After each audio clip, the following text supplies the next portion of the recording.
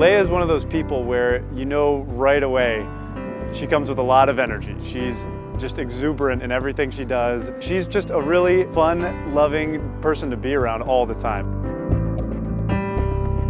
Jeff's happiest place would probably be in the woods, building a wooden cabin with a fire and probably a little picnic table, followed by a little bit of surfing, and you probably have Jeff's ideal day. She's just one of those people who does everything 110 miles an hour all the time, and I think that's one of the things I love about her. When we're not around a lot of people, Jeff has an extremely funny side to him. She loves spending time with her parents, with her sister, with her brother. She's very driven, she's very ambitious.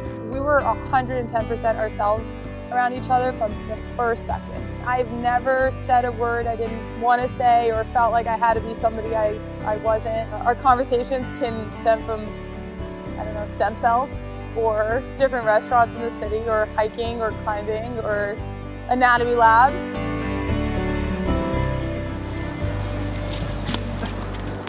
It was the very first day of medical school. So we were in the same small group of about, I think like 10 people, and he was across in his sandals and I was across in my Chanel. And we had to take off our shoes and play a game of finding each other's shoes. I had some previous coursework in anatomy, which turned out to be very useful. He quickly learned that I was having some trouble memorizing all those words, and he started to help me out and started to share the same chair in the library. Yep. So I got to be the tutor for maybe the first couple months, and then after that, Leia was always tutoring me. We reversed roles. Orientation week, we were in small groups together, and we went around saying what we all like to do. Jeff said tennis. He was like the third one to speak. I got all excited that he played tennis, and I wanted to pick it up again. The truth was he actually plays tennis, and I want to actually play tennis. We made our way down to the tennis court, played for a couple hours, and then we went on an impromptu bike ride right down around the corner. Where was our first date then? Would that be here? I think our first, I think it was the Official walk date? to the art museum. Yeah. We both come from big families and we love that, the big family dynamic. He eats more Lebanese food than I do. Yeah, I tried And to. his dad now does too with the hummus. We come from a Mediterranean Italian family, so it was remarkable to see unexpectedly how close a lot of the traditions are. I think because we integrated each other into each other's families, in that I don't feel like I'm leaving home and just entering a life with him.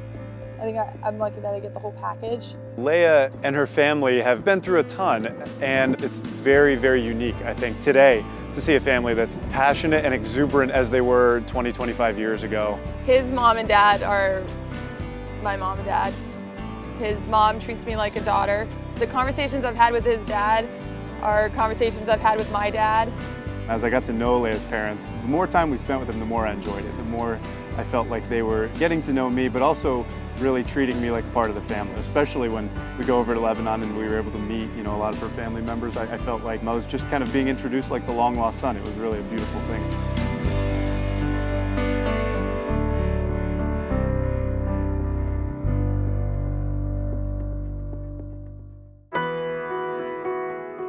Jeff's poems. Oh, Jeff's poems. Yeah, all the poem writing started really as a joke more than anything. When I would go out to buy a rose for a special occasion or a date, I would, buy a little card and leave a two-liner. They first started out with little haikus of about 4 little lines that were just quirky. They always rhyme. And most of it was about a joke to make fun of what I was wearing. I mean, they usually come with a bouquet of flowers. It's always a story about things we've done together. It turned into kind of a hobby and a little bit of a passion of mine, just kind of to give her something different each time, something to talk about. And by the end, I thought, wow, I have, 15 to 20 poems here. What could I use that for? I knew we had talked about possibly getting married, but the timing of it was completely unexpected. The one thing he told me from the beginning was that it was not going to happen on his surgery rotation. And it was during his surgery rotation. I also thought it was a visit to DC because we visit his parents in DC all the time. I did the best I could to try to confuse her and throw her off, and it was tricky because, I didn't want to lie outright. We did the fun things we usually do with his parents. We walked around the harbor, we went out to breakfast, all the things to throw me off guard. His mom and dad dropped us off at the Willard. I didn't know we were going there. I did not even know we had hotel reservations. Yeah, it's an old hotel in DC, and I thought it would be a really nice place to go. Yeah, it's apparently where the term lobbying got coined. All these things. I'm a big poli-sci. So he knew that that would make me happy. Yeah. And then he surprised me with tickets to see the Nutcracker Ballet. So I thought this was the big gift and I was all excited. We were in the room and as I finished getting dressed, he gave me a book. Right. And the book had a picture of me and him in the front of it, of us in Lebanon. And then I quickly noticed that it was all the poems that he had written me during our relationship. And my favorite one is our 2-year anniversary. So I wanted to jump to the end of the book within seconds of opening it. This is where things started getting a little shady because as soon as I wanted to jump to the end of the book, he said, no, you have to start from the beginning. I was like, he wants me to read this whole thing. I started to get a feeling, so I started to go faster. So as I was reading the last page, he snuck the ring somehow and was on his knee by the time I flipped to Will You Marry Me? And the diamond is from my home in Lebanon, so it's pretty good, I gotta say. Yep. Jeff came to the very first meeting for the wedding, which was picking the colors for the save the date cards. He never came to any more after that. I'm giving her all the credit, and Yasmina and Nadia, they get all the credit. I'm kind of the couch potato. So he did come to the tastings, and he was in charge of the signature cocktails that everyone just drank. I can't really say much other than that. I would laugh at anything else that I would try to take credit for. It's been a roller coaster. It's been lots and lots of fun. My mom and sister and I have always dreamed about planning this together. I think one of my favorite things about it was probably also the wedding dress. I got it made by a Lebanese designer, Rabio Kairouz, who's making his career out in Paris right now.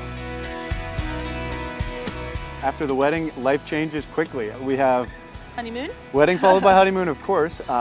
Graduation from medical school at the end of the month.